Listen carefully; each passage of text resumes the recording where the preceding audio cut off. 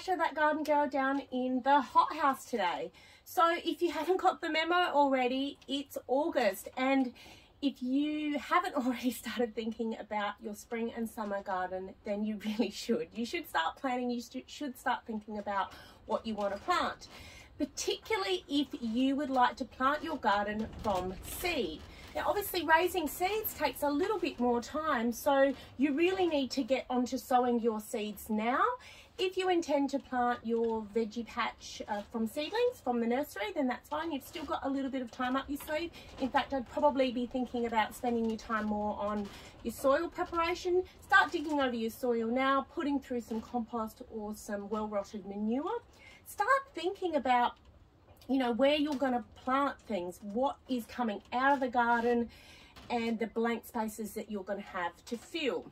So I'm down here in the garden and I am sowing some seeds. As you can see, I've already started sowing a lot of my seeds, but I just thought I'd run you through a few little tips and tricks when it comes to sowing seed from scratch. So the first thing, I totally recommend some of these seed trays. They're really great. They keep your seeds off the ground so they can, when you water them, they can drain through. And these aren't very expensive. You can get these from the nursery. Now, when you are planting your seeds, you can use a seed raising mix. I reckon you can actually use just straight up potting mix as well. There's not a great deal of difference between them all. I've looked at this so many times thinking, actually, they look pretty the same. So whether you've got seed raising mix or whether you've got potting mix, they're pretty close. So, but the main thing you need to realize when it comes to these mediums is they don't have a lot of sustenance in them. I know a lot of them say they've got added fertilizer in there for growth, but what you've got to understand is whatever's been added in there isn't going to last for very long.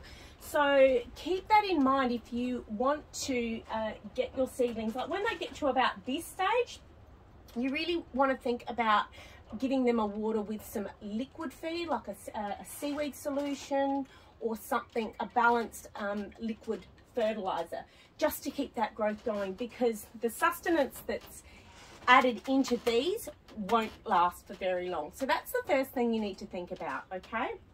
The second thing is when I do my seeds, I pop in my seed raising mix or potting mix or whatever it is you want to put in, and then I wet the seed trays down so that all of that medium in there is damp, because quite often it can be easy to spray the top of them and the water actually doesn't get all the way down to the bottom. So the first thing you want to do when you fill up your trays to plant into, give them a wet down first. Make sure that all of that soil through there is actually damp. It doesn't, not soaking wet, but damp, okay?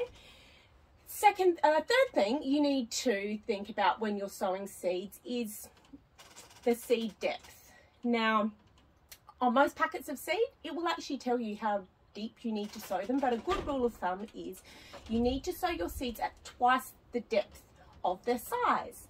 So, for example, this zucchini seed here, you need to plant that about, you know, double that. You need to plant that at double the size in depth. Obviously, things like basil seeds and tomato seeds are a lot smaller, so you're going to plant them in a more shallow position. But rule of thumb, twice the depth of the size of the seed, okay? Now, so you pop them in, and then you're going to put your soil over the top and then give them another water in. Okay, now this time of the year here in South Australia, it's still really cold at night. It's freezing in the morning at the moment.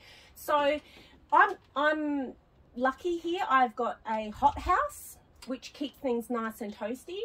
But you might find that putting your seeds outside and expecting them to pop up isn't going to happen because it's still really cold out. So here's a couple of tricks and ways that you can get your seeds growing a little faster and just help trap in some warmth. I'm a massive fan of these. Now these are bulk salad containers. when I worked at a cafe, I collected a lot of these, and they even have lids and drainage holes on them.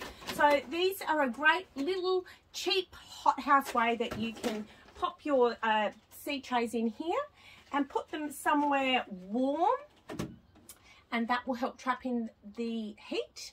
Also, if you're, if that's outside, I would consider actually bringing that in at night time, inside where it's nice and warm, so it's not getting the extreme sort of nice days and warmth in there and then freezing cold at night. Okay, so if you're going to plant in something like that and you're outside, bring it inside at night time.